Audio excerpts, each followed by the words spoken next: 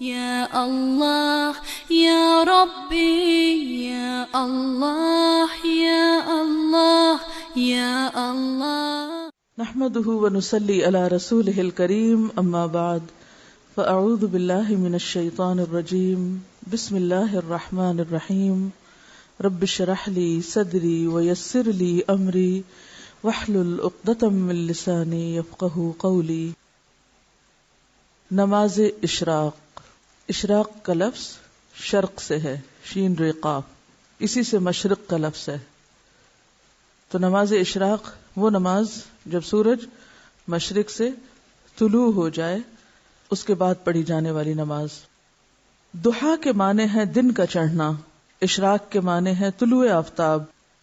پس جب آفتاب طلوع ہو کر ایک نیزے کے برابر بلند ہو جائے تو اس وقت نوافل کا پڑھنا نماز اشراق کہلاتا ہے، یعنی تقریباً 15 منٹ کے بعد. زید بن ارقم رضی اللہ عنہ سے مروی ہے، حدیث میں اس نماز کو صلاۃ الاوابین بھی کہا گیا ہے. اوابین کا لفظ اواب سے ہے. اواب کا کیا معنی ہوتا ہے؟ رجوع کرنے والا، بار بار پلٹنے والا. مغرب اور عشاء کے درمیان پڑھی جانے والی نماز کو جس روایت میں صلاۃ الاوابین کہا گیا ہے وہ مرسل ہے، یعنی ضعیف ہے. عام طور پر ہمارے ہاں کیا مشہور ہے؟ اوابین کی نماز مغرب کے بعد پڑھتے ہیں لوگ، جبکہ صحیح حدیث کے مطابق یہ نماز اشراق کی نماز ہے.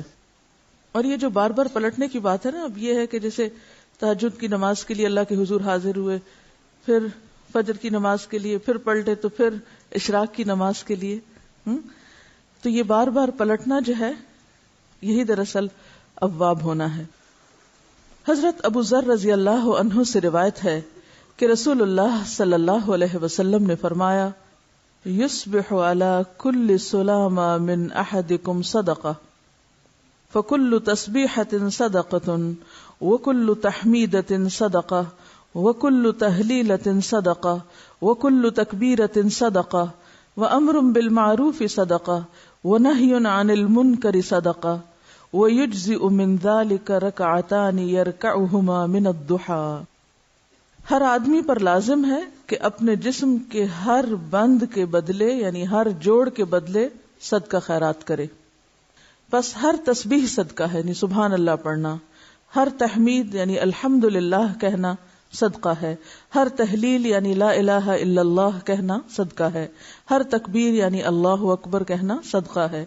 امر بالمعروف صدقہ ہے اور نہی عن المنکر بھی صدقہ ہے.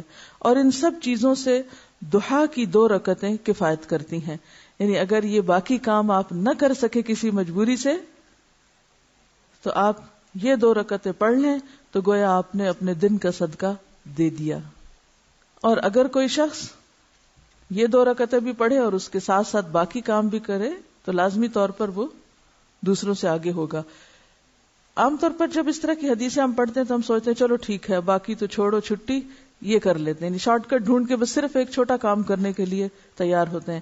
جبکہ صحابہ کرام کی عادت کیا تھی، وہ کیا کیا کرتے تھے؟ اس حدیث کو یاد کریں جس میں آپ صلی اللہ علیہ وسلم کے پاس لوگ آئے اور کہنے لگے یا رسول اللہ مالدار لوگ تو آگے نکل گئے، اور پھر انہوں نے کچھ تسبیحات سیکھی اور وہ ادا کرنے لگے. پھر وہ مالدار لوگوں کو بھی پتہ چل گیا. انہوں نے یہ نہیں سوچا مالدار لوگوں نے کہ ٹھیک ہے ہم صدقہ خیرات کرتے ہیں تو اب ہمیں اور تسبیح پڑھنے کی یا کچھ اور کرنے کی کیا ضرورت ہے. وہ صدقہ خیرات کے ساتھ ساتھ تسبیح بھی کرنے لگ گئے. تو اس حدیث کا مطلب یہ نہیں ہے کہ ہم تسبیح چھوڑ دیں اور امر بالمعروف اور نہی عن المنکر چھوڑ دیں اور صرف یہ 2 رکعتیں پڑھ کے مطمئن ہو جائیں. یہ بات کہنے کا مطلب یہ ہے کہ ان 2 رکعتوں کا ادا کرنا اتنا اجر و ثواب کا باعث ہے کہ گویا ان ساری نیکیوں کو کر لینا ہے. لیکن وہ نیکیاں اپنی جگہ باقی ہیں، وہ الگ سے کریں گے تو وہ اصل شکل میں ہوگی. جیسے قل هو اللہ پڑھنا 1/3 قرآن کے برابر، اس کو لوگوں نے کیا سمجھا، اور کچھ نہ پڑھو خالی قل هو اللہ ہی پڑھتے رہو، 3 دفعہ پڑھ لو پورے قرآن کا ثواب ہو جائے گا. اسی طرح حرم میں 1 نماز پڑھ لو 1,00,000 نمازوں کا ثواب. لیکن وہ 1,00,000 نمازوں کا ثواب یہ تھوڑی ہوتا ہے کہ آپ کی 1,00,000 نمازیں بھی ادا ہو گئی. تو ہر کام اپنی جگہ کرنے سے ہوتا ہے. ہاں یہ سمجھانے کے لیے ہوتا ہے کہ اس کام کا اجر و ثواب کتنا زیادہ ہے. رسول اللہ صلی اللہ علیہ وسلم نے فرمایا، اللہ تعالیٰ فرماتا ہے اے آدم کے بیٹے، خالص میرے لیے 4 رکعتیں، خالص میرے لیے. 4 رکعتیں اول دن میں پڑھ یعنی اشراق کی. میں تجھ کو اس دن کی شام تک کفایت کروں گا, تیرے سارے کام ہو جائیں گے. اب آپ دیکھیے کہ یہ جو 4 رکعتیں ہیں ان میں جو خصوصیت کے ساتھ اجر کے لیے شرط رکھی گئی وہ کیا؟ خالص میرے لیے. اچھا, عام طور پہ ہم نفل پڑھتے ہیں تو کس طرح پڑھتے ہیں؟ جیسے اس روز مجھ سے کسی نے پوچھا جب میں تہجد کی نماز کے بارے میں بتا رہی تھی کہ کیا خیال ہے اگر اس روز یعنی تہجد کے وقت 2 رکعت تحیۃ الوضو کے پڑھ لیے جائیں, 2 حاجت کے پڑھ لیے جائیں, 2 استخارے کے پڑھ لیے جائیں, 2 فلاں کے پڑھ لیے جائیں. تو بات یہ ہے کہ ٹھیک ہے آپ وہ 2 مختلف نیتوں سے پڑھ لیں, لیکن تہجد تو تہجد ہے. اسی طرح جب ہم یہ نفل بھی پڑھتے ہیں تو عموماً ہم کیا کہتے ہیں, چلو حاجت کے پڑھ لیتے ہیں یا کوئی استخارہ کر لیتے ہیں, یعنی کوئی نہ کوئی غرض ساتھ لگا لیتے ہیں. برائی کچھ نہیں ہے اس میں, آپ لگا سکتے ہیں غرض, لیکن کوئی عبادت تو ایسی بھی ہو جو کسی غرض کے بغیر ہو, یا نہیں؟ ہاں, اپنی ساری غرضیں اللہ کے سپرد کر دینا اور خالص اس کے ہو جائے, پھر وہ آپ کی ہر چیز کے لیے کافی ہو جائے گا. اصل میں ہمارا ذہن یہ ہوتا ہے کہ جیسے مختلف چیزیں ہمارے ہاتھ میں ہے نا, ہم یہ کر کے یہ کروائیں اللہ تعالیٰ سے, یہ پڑھ کے یہ کروائیں, اس چیز سے یہ مسئلہ حل کرائیں.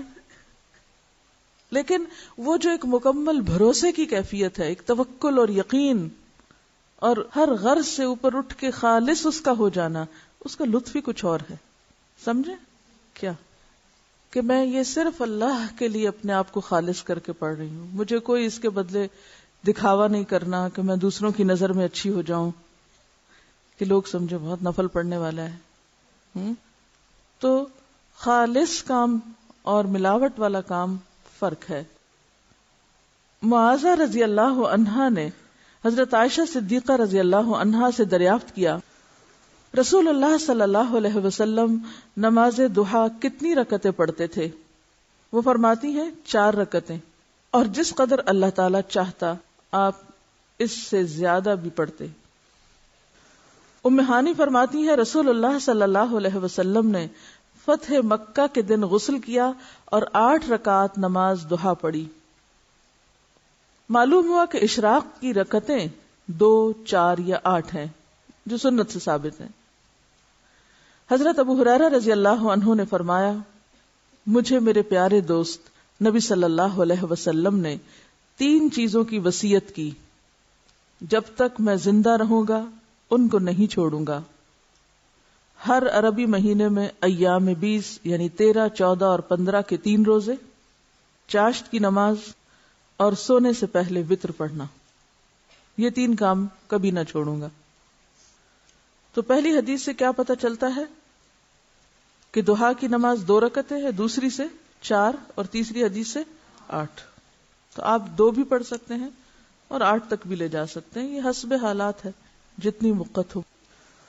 حضرت ابو ہریرہ رضی اللہ تعالیٰ عنہ کی مصروفیت کچھ اور طرح کی تھی, تو تہجد کے لیے نہیں اٹھ سکتے تھے, تو وہ سونے سے پہلے پڑھ لیتے تھے. سب کے لیے ہو سکتا ہے. اگر آپ تہجد پڑھنا چاہتے ہیں تو پھر تو آپ صبح ہی پڑھیں گے نا, وہ تو الگ مسئلہ ہے. اصل میں یہ اشراق چاشت ایک ہی ہے, اگر ذرا پہلے پڑھ لیں تو اشراق ہے, تھوڑا دیر سے کریں تو چاشت ہے.